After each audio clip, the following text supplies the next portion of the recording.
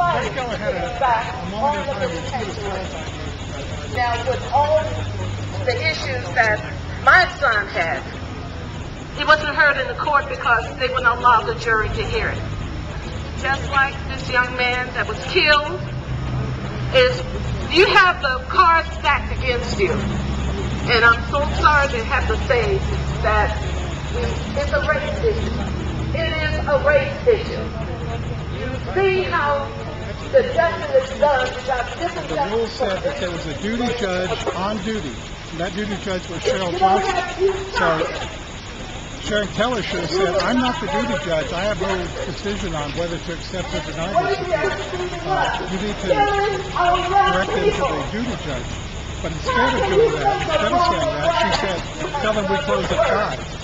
That's where she broke the law. That's where she acted unethically. That's where she's going to be held accountable. She was quoted as saying it was more of a statement. Okay, we are here today for the trial of Judge Sharon Keller, who is on trial being charged with official misconduct and incompetence in the duties of execution of her duties in office. Sharon Keller could not wait 15, 20 minutes after 5 o'clock on the day of a person was set to be executed. She is the highest presiding judge in the state of Texas. She is charged in the name of everyone who lives in Texas to be the final fair arbiter of justice in Texas. And when she was given the opportunity on that day to act like a judge, she failed to do that. And what she acted like was a pro-prosecution politician. Texas doesn't need any politicians on the Texas Court of Criminal Appeals. We elect judges for these positions, and that's what we expect the people serving on the court to be. Fair judges acting in the name of justice, not pro-prosecution, not pro-defense, but independent, bias-free, ethical judges.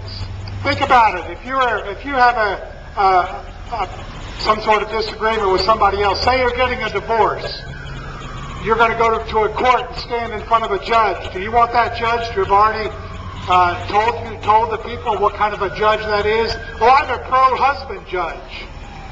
What if you're a wife? You're going to go in front of that judge to a pro-husband judge and expect justice? Well, that's exactly what Sharon Keller did. She said, well, I'm the pro-prosecution judge. So how can anybody stand in front of a pro-prosecution judge and expect justice? That is why we are here. Sharon Keller needs to be removed from office.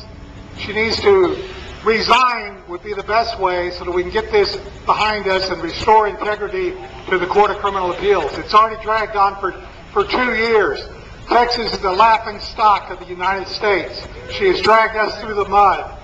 We need to take back our judiciary and make sure that it reflects the values of the people of Texas and not the values of a small minority of people within the Republican Party who control and elect these all-Republican judges on the Texas Court of Criminal Appeals.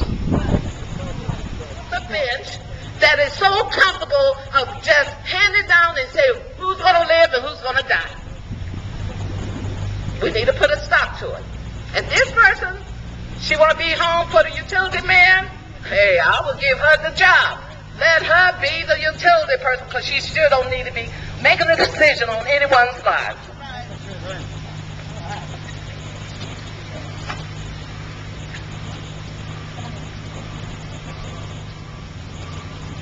We've come from Austin and Houston as well as San Antonio today to the Bexar County Courthouse because the head criminal judge for the whole state of Texas, Sharon Keller, is going on trial.